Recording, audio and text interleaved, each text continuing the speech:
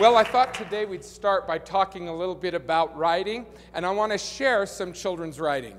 These are some little books that were written by some first graders. The first one's called Animals, and it's by a little girl named Elisa. It says, "Some animals are fun to play with. Others are not. Bulls are not fun to play with. And animals that are like bulls are not fun to play with. But ones that are like cats and kittens are fun to play with." This one's called Poem Book, and it's by a little girl named Rachel. It says, "Roses are red, violets are blue. You are as fun as a park. Mountains are beautiful, but you are sweeter than them. Sun is bright, but you shine too. Water is wet, but it makes beautiful flowers like you." And this one's my favorite. This one's called Four Friends, and it's by a little first grader named Ashby. She says, "Sleeping Beauty went to Jasmine's castle. She wanted to be friends. Jasmine likes Sleeping Beauty, and she said, 'I have a cousin, and she is coming tomorrow.' 'Do you want to meet her?' said Jasmine. 'Oh, yes,' said Sleeping Beauty. 'Her name is Belle,' said Jasmine. Belle came. She was beautiful. 'Do you want to meet another friend?' asked Belle. 'Oh, yes,' said the other girls. Then Cinderella came in. Then Aladdin and the Beast and Prince Philip and the other handsome prince came. 'We want to play,' they said. 'No way,' said the girls. And the four girls lived happily ever after in Jasmine's castle. And the four boys cried their guts out." Now, the question then is, can little kids write? Yes, obviously they can. They just need to be given the opportunity, and they need to be given a few other things as well.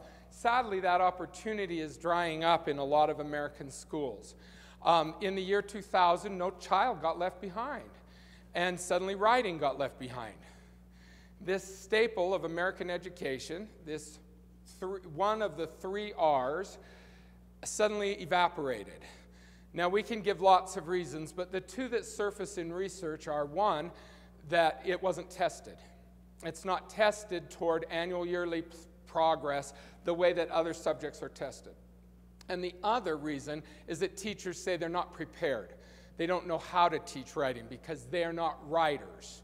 I'm not a writer, so they don't feel comfortable teaching it. Those are the 2 reasons that surface most often as reasons that teachers are avoiding the teaching of writing in classrooms or treating it like an event, kind of like Christmas. Comes once a year, we do it, and then we say, glad that's over, and we move on. Back to the regular curriculum. We want to make sure that writing is part of the regular curriculum. We want to make sure that teachers do feel confident, that they know that this is something they can do. They can work with children on their writing. Good grief, I'm not an expert in sports. I'm not even a very good player. But the kids don't know that. The 6th graders I taught didn't know that. I'm 5 feet taller than all of them. Good grief, they thought I was Michael Jordan, for Pete's sake. You don't have to be Emily Dickinson, and you don't have to be Robert Frost to be able to teach children to write. So we want to encourage teachers, we want to be able to give them that confidence to teach, and we want to be able to assure them that even if writing is not directly assessed toward annual yearly progress, it definitely is going to show up in assessments because writing is thinking. Writing is thinking made visible. We talk about higher level thinking. Well, for heaven's sakes, writing is higher level thinking. It is an act of synthesis, bringing together different parts and creating a new whole. It is an act of evaluation as they are having to evaluate and respond and revise and edit. Those are the highest levels of thinking that exist, and it's happening when children are writing. So if children are engaged in writing, they are engaged in thinking. We are engaged in improving their thinking, and that improved thinking will show up on any test that we want to give, as well as enriching their lives. And that's what I'd like to talk about myself today, is share kind of a personal story, a personal journey. As I look back to kind of figure out, how did I get to be where I am? Because believe it or not, I am the after picture. Now, you didn't believe that because you thought I looked more like a before picture. But I'm the after picture. When it comes to literacy, I'm the after picture. Why? Because I am a lifelong learner. I am a lifelong reader. I am a lifelong writer. I have been engaged with this my entire life. I will be engaged with it the rest of my life. I am what we want students to be. Here I am. Dun, da, da, da. What's the end product? Me. So how did I get to be me? And what did my parents and teachers do right? In this environment today where everybody is seeking to find someone to blame, and parents blame teachers, and teachers blame parents, and society blames education, and education blames the home, and the home blames. In this society in which everyone is anxious to point a finger, I'd like to take a different approach. I'd like to look back and say, hey, what did my parents do right? What did they do to turn me into me? And what did my teachers do to turn me into me? Before I give you some specifics, let me just tell you a little bit about this journey of my life. The first book I published was this one right here. It's called Riches in a Cave, and it was published when I was in 5th grade. Now, we wrote it, and I was so excited because my teacher said we were going to write a book, and it was going to be published. Whoa, little cardboard cover, but I was so excited, and it even got typed up. Now, in those days, having a story typed was a really big deal. I found out later that the teacher had taken our stories to the typing class at the high school, and that they typed it as an assignment for their class. Now, I think that's brilliant. I look back now and I realize whoever typed mine needed some work. But I was so excited. I was so excited to have my own little book. I don't know what it was about this. I'd written little stories for school before. I'd written for assignments and unassigned topics, just like every kid had. But there was something about this, the idea that I was making a book and that it was going to be available for other kids to read. Something about that just really turned me on to writing. And it got me excited about it. And so I kept writing, not just as a school assignment, but because it was something that I was excited about, something I wanted to do. And so I kept writing and writing. And I wrote in a journal, I wrote poems, I wrote stories. But when you're a boy in junior high, you're not supposed to like writing poetry. No, you're supposed to like fighting and killing people and wars. And I didn't like that. I liked writing poetry, but I sure wasn't going to broadcast it. It's kind of like in junior high, you know, you live in fear that your teacher might use you as a good example. I mean, you live in fear that your teacher's going to say, oh, guess who got the highest score on the test? I mean, you do not want that announced. Well, I didn't like to broadcast the idea that I liked to write, but I did. I did like to write, and I wrote regularly for my own purposes as well as for school assignments. Then, something happened in high school that changed me forever. Suddenly, I found out that this writing I was kind of doing in secret needed to become a very public thing. And it happened when we had a high school English teacher who came in and said, we're not going to play this stupid game where I give you a topic and you write all over it and I bleed all over it and give you a score. She said, we're not playing that game. She says, that's not a real world game. That's a school game. And in the real world, people don't play that game. So we're not going to do it. You're going to write on your own topics. I'm not going to give you a topic. You'll figure out what you want to write about. And I'm not going to edit your paper and grade your paper. I'm not your audience. Your audience is out there. I'm going to get you ready for your audience. I'm going to help you get your paper ready. I'm not going to grade your paper. I'm going to help you get it ready. Then the audience out there can grade it. They can figure out whether they like it or not. Well, this was a totally new approach, and especially if you consider that this was happening in the 70s. Now, Janet Emig had had introduced to the world of education the idea of the writing process. Graves and several others had kind of unpacked the process of professional writers so that students could kind of see what their process was. But this was a very new approach. And it didn't happen because my teacher went to a seminar. It didn't happen because my teacher went to some conference. It happened because my teacher was a writer. She was a writer. She loved to write. So she taught us not as a teacher teaching writing, but as a writer. Now think about it. Driver's ed teachers are very effective because they are drivers. They know how to drive. And sometimes I think we've got to build that confidence in teachers that they know how to write. They know how to write, because without that confidence, they turn to a teacher's manual or a program instead of turning to their own life experiences. And luckily, I had a teacher who had life experiences, and she was able to approach things a little differently.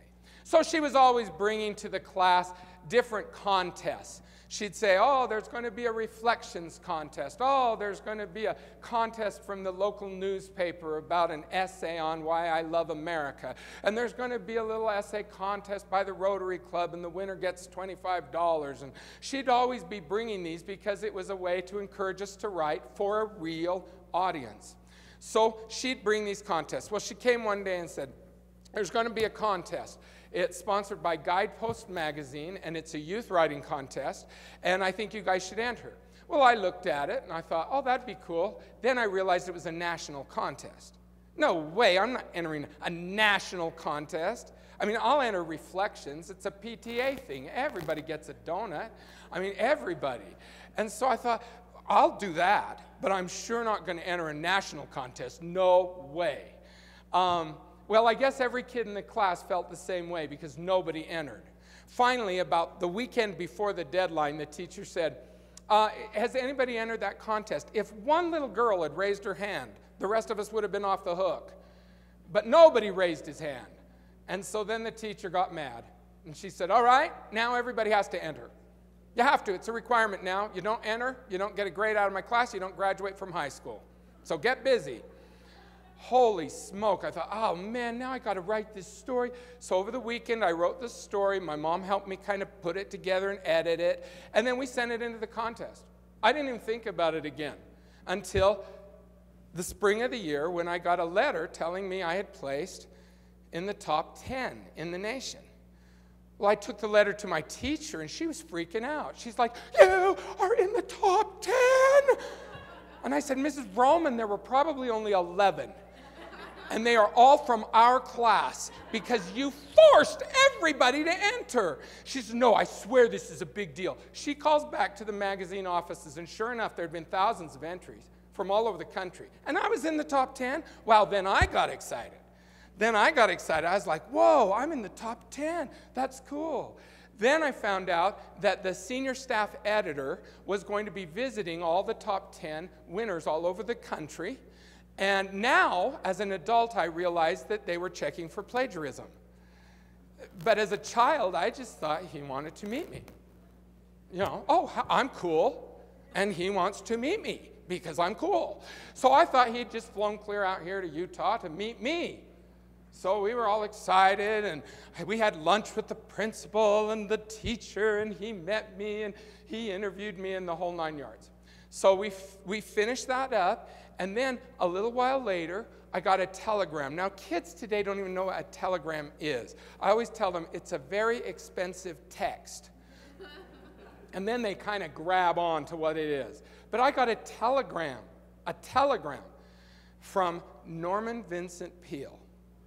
Now, kids don't know who he is either, which kind of breaks my heart because his book, The Power of Positive Thinking, is still on the best-selling list, not just for his time, but for all time. One of the best-selling books of entire history. And he writes me a personal telegram telling me I'd placed first place in the contest. Oh my gosh. That meant that they were going to publish my story in the magazine. That meant that it was going to be picked up by national and international news syndicates. and run in newspapers, translated into other languages. It meant that they were going to put my picture on they wrote a little bit about me and my mom, who the story was about. My picture was going to be on the cover of the magazine. Whoa, see, you thought that was Tom Cruise. Nah, no, that's me right there. See, my picture was going to be on the cover of the magazine, and I had won about $6,000 in scholarship. Now, all of that was something I had because my teacher forced me to write, and more importantly, she forced me to write for a real reason. Not just to get a grade, not just to get the edited paper back, not just to learn a lesson or pass a test. She forced me to write for a real audience. And because of that, I ended up with, well, that should be the end of the story, but it's not. It's actually just the beginning, because it wasn't long after that that I got a letter from a publisher here in Salt Lake. The publishing company was called Bookcraft Publishing. And this guy writes me and he says, hey, he says, I just saw a little article that you wrote in a magazine called The New Era. Now, how come I had an article in a magazine? Because our teacher forced us to submit. All right? But they published my little story. And then he says, and then I read your story in Guidepost. So I want to meet you. He said, I just read 2 of your stories in 2 different magazines. I want to meet you. Well, I thought, cool, it's a day off school, you know, an excused absence. I'm good with that. So I drove up here to Salt Lake. I met him, shook hands with the guy. We visited for a minute. He took me on a little tour of the office and the publishing company and everything. It was all really nice. And then he said, I challenge you to write a book. I said, me? I said, me? I said, no, I'm only 18. Like it's a birth defect, you know? I'm only 18. I can't write a book. I mean, I'm the one that when they say it's supposed to be like, you know, 3 pages long, I like move the margins in and I make the font bigger. And I said, me, write a book? He says, so you could do it. He says, young people can do anything if they're given the opportunity. And I'm giving you an opportunity. So do it. Write this book. Well, I thought, okay. I shook his hand. I said, all right, I'll do it. I'll write a book. I'm driving back to Provo, which is about an hour south of here. I'm thinking, I'm going to write a book. I'm going to write a book. And then all of a sudden, about Point of the Mountain, which is where the prison is, very symbolically, I thought, what am I going to write about? I have absolutely nothing to write about. I mean, I couldn't even write a romance novel. I'd only kissed one girl in my whole life, Becky Trotter, Homecoming, 77. Woo! So I thought, what on earth am I going to write about? Well, that was the beginning of me discovering the writing process on my own. Not because I read Graves, not because I read Calkins, not because I did anything like that, just because I lived it. I lived it. Suddenly, he didn't give me a topic. He didn't say, write about if I were a flower popping out of the ground in the spring, if I were a flag on the 4th of July, if I were... No! He didn't give me a topic. I had to discover what was inside of me. I had to bring it out. I had to share it. And so I'd start writing, and then I'd throw it away. And then I'd write, and then I'd throw it away. And then I'd write, and I'd throw it away. Because everything sounded so dumb, and I couldn't figure out what I was going to say that was going to be any better or different than the millions of books in all the libraries. I just couldn't figure out what I was going to contribute to any of that. Well, a little while later, there was a kid in our school who was dropping out. Now, we were in the last semester of our senior year. Good time to drop out? Bad time to drop out. I mean, I was like, what are you doing? He wasn't a best friend, but he was a good enough friend that I could yell at him. I said, what are you doing? Well, he was a musician, and he felt bad because he hadn't gotten a scholarship that he had thought he was going to get. So now he was just going to show the whole world, and he was going to just drop out of high school. And I told him, you're an idiot. I said, what are you doing? All you have to do is breathe, and they're going to give you a diploma. I said, just stay here. Stay put. Hang in there. And the more I talked to him, I realized there was something I felt passionate about. There was something I'd learned. There was something I cared about.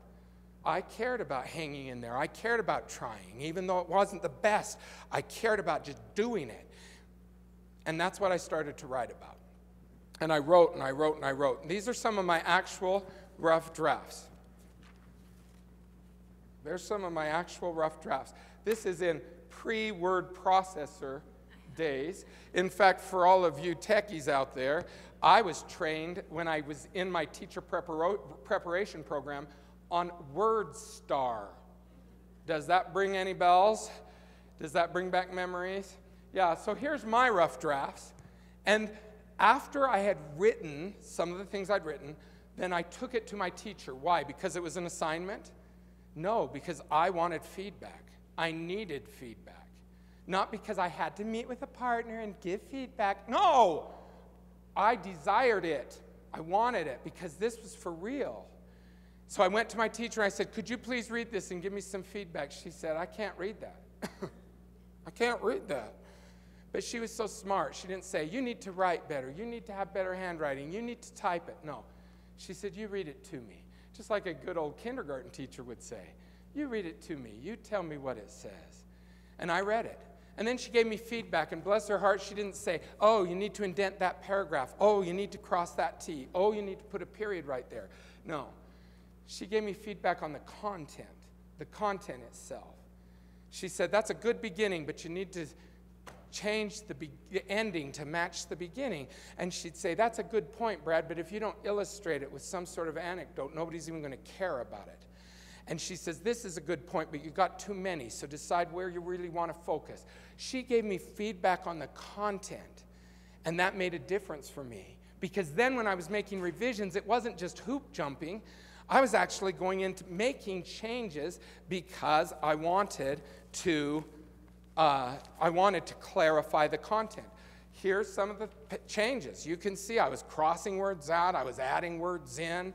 Even after the manuscript was typed, you can see I was making lots and lots of changes. Even after it was typed, I was crossing things out and adding things in and making changes. Why? Because that's how I could get a grade?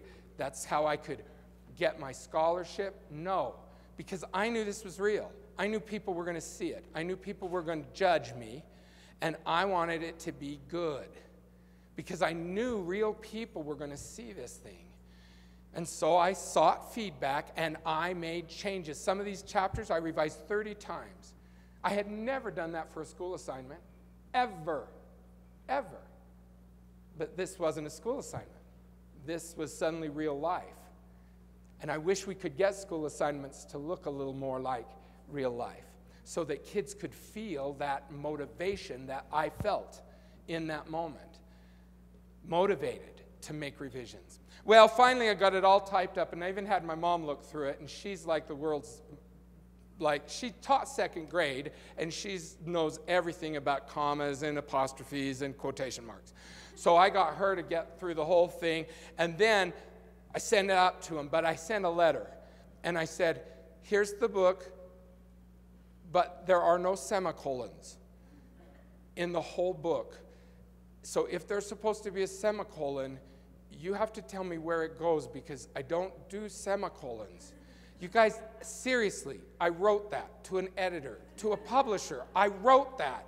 I'm like all worried because my whole stinking book doesn't have one semicolon. That's my big concern. And I send it to him. He calls me on the phone laughing hysterically. He says, Brad, don't you realize we hire somebody to do all that for you? I said, what? I said, let me get this straight. You pay someone to do my homework? He's like, yes. I said, I like writing. I like it. See, don't you think kids would like it more if they realized that this is something they could get help with? If they didn't feel like all the weight of the mechanics and the conventions was always on their little second grade shoulders? Don't you think they'd like it more if they could experience that process and realize that they could get help? I talked to a 5th grader not too long ago. She said, here's my story, Mr. Wilcox, but I cheated. I said, you cheated? She says, yeah, I cheated. My mom helped me. I said, honey, that's not cheating. That's being smart. That's what smart people do. They get help. Help from mom and help from dad and help. That's what good writers do. So I went ahead and sent it up there. They edited it. And then when I got the book back, I was so excited. They sent a box of the books, and there was my book. And It's called The Super Baruba Success Book for Underachievers, Overexpectors, and Other Ordinary People. The title is longer than the book. I mean, it's not very long, but it was so exciting, you know, because I looked at that thing and I was just like, oh my gosh, this is my book. These are my words. That's my it. That's my was. That's my here. That's my there. That's my what. I mean, these are my words. This is my story. This is my experience. And suddenly, I was so excited. Well, you know what? Not many people bought this. My grandma did. She bought boxes and boxes of this. In fact, if you were married in the 70s, check your shelves, because you may very well have this book on your shelf sent to you by my grandma, who would send it to people who were getting married, even if she didn't know them. She would just read in the paper and send my book. So my grandma bought it, but not many people did. But it still instilled in me a love of the writing process, a love of writing and sharing that has never died. At this point, I have written probably about 70 books. Some for adults, some for teenagers, some for adults on how they can survive teenagers, some for children, some for teachers. But I've written about 70 books. I just keep going and going and going and going and going. Most of the books I write don't even count toward tenure. I can't even put them on my Vita as a publication. But I still write them, because I found out that I'm just a better person when I have a book hatching. I'm more observant. I'm more sensitive. I'm more thoughtful. I'm more careful. I'm more intent. I live more completely. I live with eyes wide open when I'm writing. And that's what every child needs. We may not be able to give every kid in America an ideal home or an ideal situation or an ideal school, but we can give them a lens, says Lucy Calkins and Shelley Harwain, a lens through which they can see their homes, see their schools, see their situations, and they can make sense of them. They can look for good in them, and they can learn from the bad. And that lens is writing, and that's what we can do. How do I know it? Why do I feel so passionate about it? Because that's what happened to me. That's what I lived through. And that's what I'd like to share with you. I had this book published when I was 19 years old. I had a $6,000 scholarship. Incredible talent? No, far from it. But I did have teachers and I did have parents who did a few things right.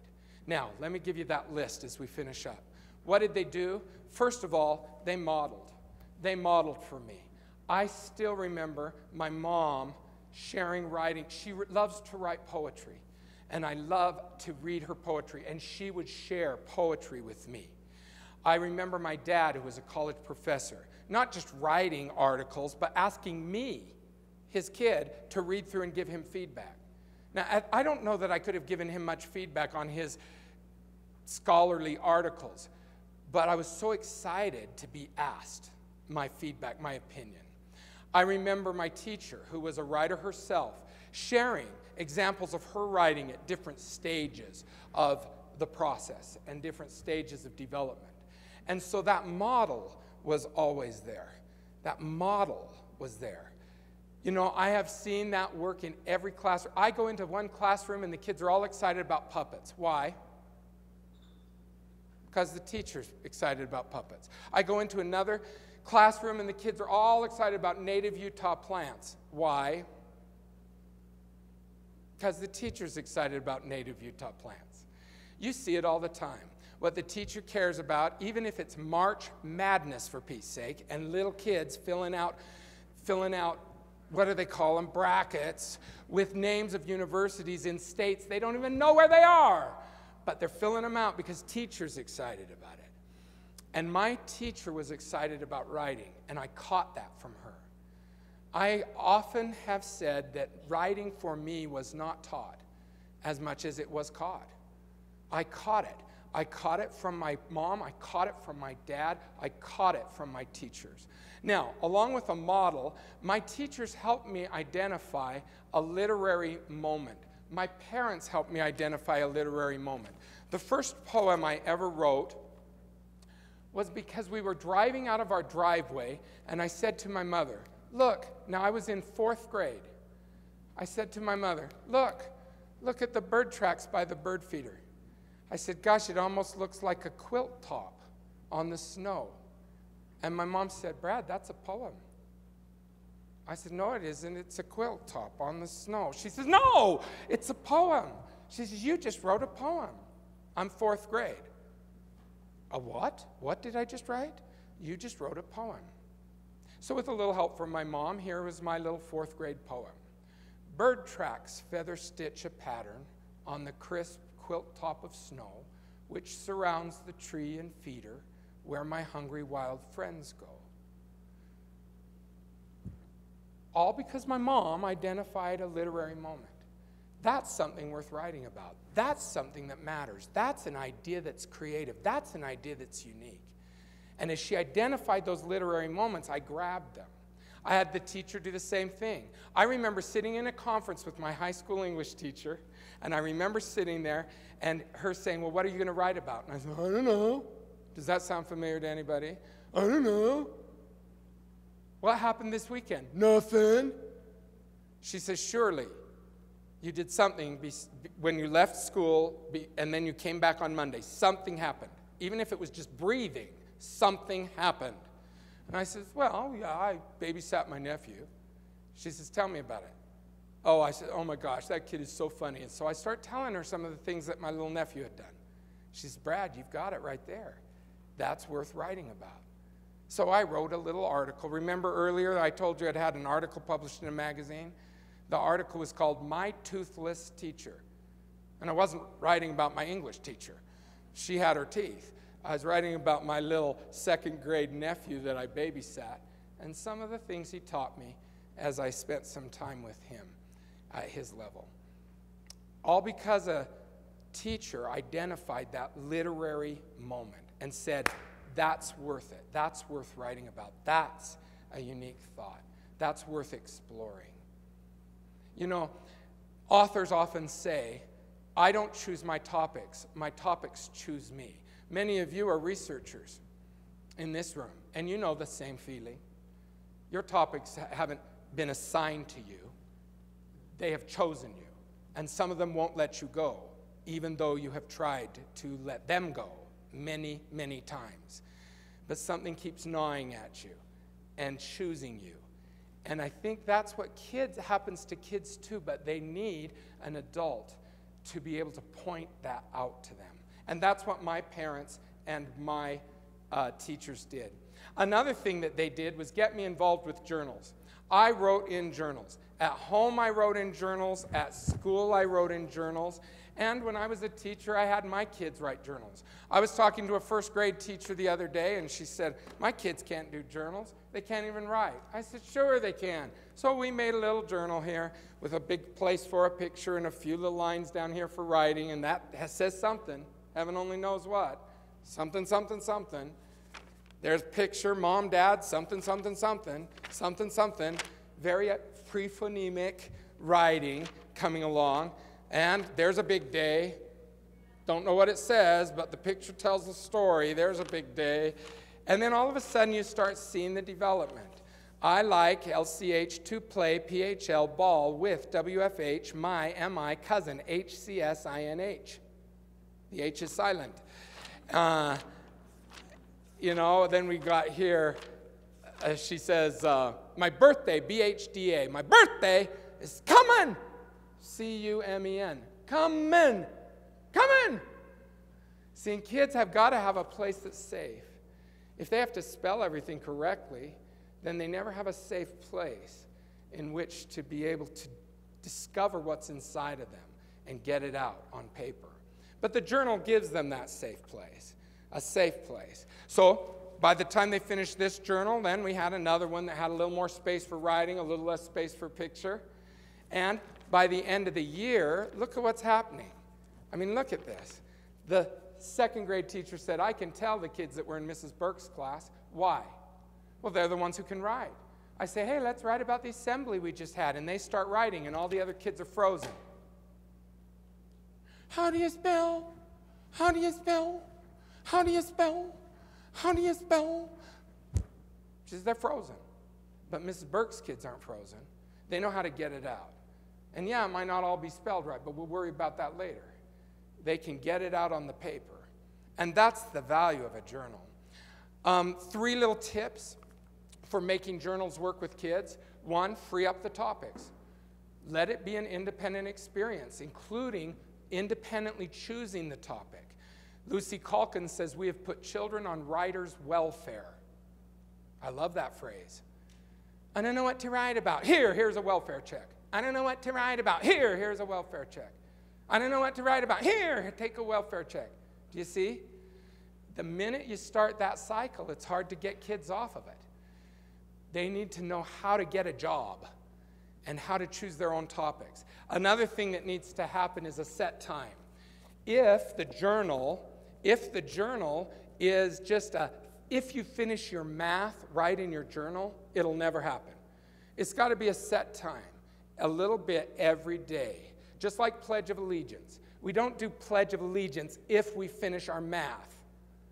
We just do it. We stand up, we do it, and we sit down, and every kid in the country can do Pledge of Allegiance. We're teaching with 100% success rate by hang. I would say we're pretty dang successful. So why don't we follow our own pattern? A little bit every day is better than a lot in May. That's the little motto right there. A little bit every day. A set time. And the third thing, a little bit of sharing. All you need is one kid to stand up and say, we went to Disneyland. And then every kid in the class, teacher! Teacher! We went to Disneyland too! Oh, I'll bet you could write about it. Bet you could. See, one kid sharing is worth 1,000,000 mini lessons. One kid sharing suddenly gets all those other kids excited, and they start seeing what can happen in that journal. And pretty soon the journal just turns into magic. So that journal is an important thing that happened in my home, and it happened in my school. Another thing that my parents did right was they talked to me about my writing. They conferenced with me. My teachers did the same thing. Yeah, we can edit a paper and give it back to the kid, but usually those editing marks don't mean anything. We're much better if we focus on content first. I always say, hey, let's bake the cake, then we'll frost it. Mechanics is the frosting. Content is the cake. And I'm afraid in too many schools we're frosting empty cake pans. They look real pretty, but there's nothing there. Nothing. We want to help with that content. Now, I've got a few volunteers today. If you received a little piece of children's writing, go ahead and stand up for me. I asked these teachers to respond to the kids' writing. Come on, you guys, stand up back there. I said, respond to the kids' writing. And I said, don't worry about editing it. Just respond to the kids' writing. Some of these kids were writing a thing on clouds. Some of them were writing a little book about cakes and recipes. And then some of them were doing some shared writing together. We won't have time for many, but is there a volunteer who'd like to share the letter you wrote back to the child? My focus here is saying, look at how they focused on content instead of just mechanics. Anybody volunteer? Thank you very much. You deserve an extra glass of water and a Jolly Rancher. All right, so mine was on the cloud. Oh, he's got a mic for you. So, hello? Yeah, it's on. It's on? Great. So the letter from my student was about a cloud, and I said, great job describing a cloud. A cloud is not an easy thing to describe, and you have done a good job thinking about how we experience a cloud. Something we can't touch or feel. What else do clouds do? See, he's giving a comment, he's giving a question, but it's focused on the content. It's on the cake, not the mechanics, not the frosting. Thank you. Another volunteer, maybe one of those who grabbed a big, did you grab the shared writing? Okay, this is a class that was writing about what? Oh, clouds? Okay, there was one about a dentist, trip to a dentist. Where's that one? Okay, got the trip to the dentist. So the kids had been writing about the dentist. What was your response? I didn't know this is shared writing, so that actually clears things up, because I was wondering about the LUV. Let me just share this story really quick. A trip to a dentist. We drive out of town to see the dentist. He fixes our teeth. And then there's a change. Anne checks our teeth too. I have fun at the dentist. We get toys. I love a dentist. So the response was, I love the way you put your ideas about the dentist to work. I like how you explain what dentists do. I wonder if you could explain a little bit more about what it's like to be at the dentist. Thank you. Excellent. Because it's content focused. Thank you, volunteers. I appreciate that. And I'll gather those up because those are real classrooms and real children, and I'm going to give it to them. So give them a hand. Okay, the last two things as we finish up is in my last 3 minutes before questions. They're leaving me about 8 minutes for questions, so if you have any, then we can have a little discussion. But the last two things on my list as I've looked back and analyzed my own experience were, one, they gave me a real audience. I can't overemphasize that, the need for that, and it's not that hard. Good grief, pack the stories up and send them to the 3rd grade in another school. Pack the stories up and send them to the high school. I have teachers that always send stuff to me like this, and then I pass it out to my BYU future teachers, and they write little letters and little notes back. Sometimes the teachers want us to edit it, and that's fine. But we always edit it after having made comments about the content. But it works out great. It's a real audience for the kids. Even just sharing with the rest of the class is a real audience. But being able to share it with grandma or share it with another classroom or share it with the students at the high school, boy, that's exciting for them. Maybe they can go to that dentist and say, hey, can we put a few of our stories, without any identification, by the way, on them? Will you put those in your waiting room? Well, yeah, sure, I'll put them in there, and I promise you those are going to be the things that are read more than anything else in that waiting room. Because people love to be able to read what little children have written. So provide that real audience. It made a difference for me. In my home, everything I wrote was posted on the fridge, posted on the wall, posted on the bedroom wall, sent to grandma, sent to grandpa, sent to cousins, in the Christmas letter to everybody we knew. Here's a little poem that Brad wrote. I mean, everybody got this stuff. And at school, it was the same thing. We were writing for real audiences. One teacher came to me and she said, my kids hate writing. They hate it. Every time I say it's time for writing, they all go, Ugh. She said, will you come talk to them? I said, sure. I walked into the classroom of 4th or 5th graders, I can't remember. I held up a little newspaper that was published here in Utah for a while called Sunshine Sentinel. It's not published anymore, but it was a little newspaper that published children's work. And I held this newspaper up, and it looked very official. And I said, wow, look, this one was written by a 2nd grader. Whoa, this one right here was written by a 3rd grader. Whoa, look at this. This was a little poem written by a 6th grader, and this was a little story written by a 3rd grader. I said, how many of you would like to be in this newspaper? All their hands shoot up. I said, get writing. They all start writing. The teacher's like, how did you do that? She says, how did you do that? I said, it's not that hard. What did I do? I provided a real audience. I provided a real reason to do it other than just jumping hoops at school. And that makes a huge difference. It did for me. And finally, my parents, my teachers were very encouraging. Now, this is a technology conference. How does this fit into technology? I think there's some things we could do with journaling and blogging in classrooms, not outside of classrooms. But I think there's some things that could be very motivating for children if we did that right in a classroom setting. Conferencing with kids? Well, why does this have to be a handwritten letter? Why couldn't something be sent via computer or internet and then a response be given from someone over the internet, a volunteer or an adult. See, we could use technology a little bit more, even for some of these very simple things that I'm talking about. Another thing, you know, you look at a real audience. Kids consider the internet a real audience, even if no one ever looks at their class website, except mom, dad, and grandma. They think that website is being viewed by everyone in the entire universe, and they feel that excitement. So I think there's some publishing opportunities that could be taken advantage of. There's some online publishing that can happen where kids can actually make their real books.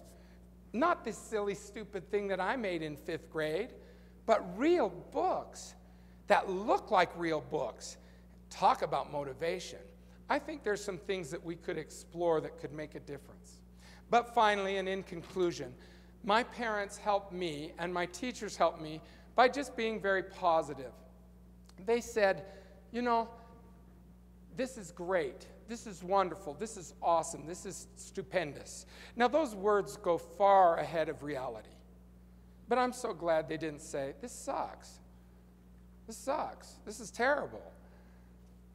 I'm so grateful that they recognized that as a beginner, as a learner, I needed that positive feedback along with some suggestions. I was willing to take suggestions when I felt the trust with a teacher or a parent, and I knew they weren't just worried about my misspelled words. When I felt that trust, and that trust was gained as they would make positive comments about my efforts and about what I was doing. So remember, we never get mad at a seed for not being a flower. We never go back to the store and say, I demand my money back because I bought these flowers and they look so pretty on the package and I opened it and it's just these stupid little dark rocks. No, we never do that. We recognize the potential. We nourish and nurture the potential. And the seeds grow and turn into flowers. I'm grateful that I had parents and teachers who were encouraging, who weren't so anxious to find every little mistake that they killed my desire to write. Instead, they fostered it with positive comments, positive compliments, much like these guys wrote in their letters to these students, positive comments that encouraged me. So, for the first time in your lives, you've heard somebody talk about what teachers did right and not what they're doing wrong. For the first time in your lives, you've heard someone talk about what his parents did right and not the thousands of hours of counseling that led up to my appearance on Oprah. All right? Instead, you've heard somebody look back and say, there's some positive things that happened that made me who I am.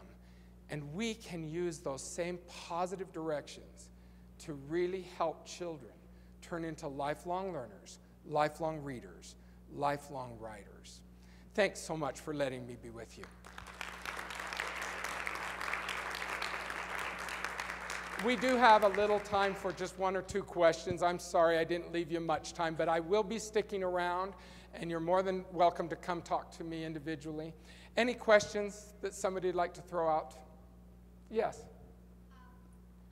Common Core standards, which has been approved by almost every state and territory, there is a writing strand, a very strong one. Do you, and you know, children in kindergarten now are going to be tested on Common Core in 3rd grade. Do you see the Common Core standards helping create a better environment to encourage writing in the classroom for young children? Yes, I'm seeing it, and I think you probably are too. A lot more interest in schools and among teachers with writing because suddenly now they're going to be held accountable for it, and suddenly now it's part of the Common Core. Kind of breaks my heart that it had to be the core that pushed it. I wish that it was surfacing more naturally, but the core is there. Poetic writing is left off the core, as is cursive writing. Those are left to teacher discretion. I would hope that teachers could still see that poetry and cursive have value, but those are left to teacher discretion. There's a strong emphasis on narrative text, expository or informational text, and a stronger emphasis than we've ever had before on argumentative or persuasive text. Notice how teachers are responding. Clouds, dentist. Look at the writing that's happening here that's a little more focused toward the requirements of that Common Core. So in general, I'm pleased with the core. I'm pleased with the focus of the core, and I'm pleased that it is motivating a little more interest in writing among educators. Hey, any other questions? Yes? So much of what you were talking about reminded me of my study of the arts in education, particularly when you talked about audience and about it being real. One of the things you think about a middle school play, even if they're three-year-olds singing Head, Shoulders, Knees, and Toes in Chinese, which I recently saw on my friend's Facebook page, there's an audience there. So, thinking about the Common Core standards, and because one of the things in arts education we always think about is arts for art's sake versus arts for assessment or arts for other things. So I'm kind of thinking about where are your thoughts right now about how those standards may start to almost hurt that really wonderful freeing experience that you had as a child. That creative experience. My mom graduated in fine art from Brigham Young University, and then had 4 sons, and found out that leaving paints around with 4 boys was not a really easy thing to be doing. So she kind of switched her paintbrushes for a keyboard, and she turned her creative attention to writing. And I think that that's another important thing we need to remember, is that writing does give kids that inside-out creative experience. It's not outside in, like so many other subjects in school, but it's inside out, as are the arts. Okay, I am a strong proponent of the arts, but I do say, even in a situation where schools are pushing arts aside, we have to remember that writing can give kids that same artistic experience. It doesn't take special space, it doesn't take special supplies, it doesn't take a special teacher. It can still give them that creative experience. So while I wish that I could guarantee that they would all have similar experiences in visual arts and movement and dance and music, at least we can start with that experience in writing that just takes one computer and a kid, or one pencil and a paper. So it's a place to begin. But I hope we'll see it as not the ending point. Thank you. Any others? All right, I guess we're done because they just started clapping. Thanks, you guys. Enjoy your conference.